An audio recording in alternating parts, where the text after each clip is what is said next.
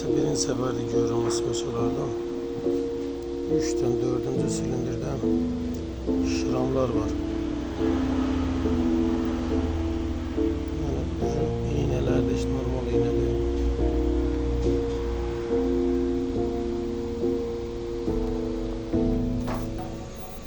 Deməli, bu boyda şıram atır, bu boyda propisk olur.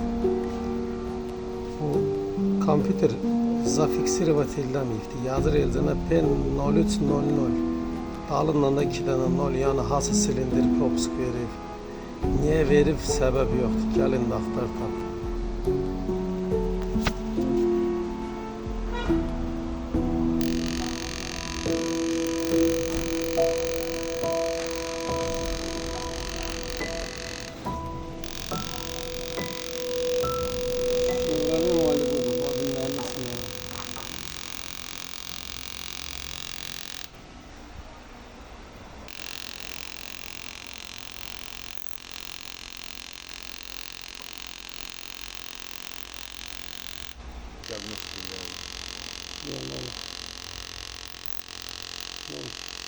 Ben birini değiştireyim.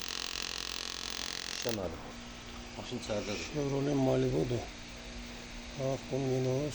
Arkada bir kontak boş kalır. Impuls, bu da plus.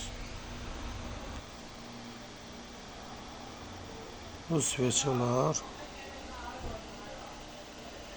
Bunların da əvəz eləməlidir. Görək nə effekt ala biləcəyik.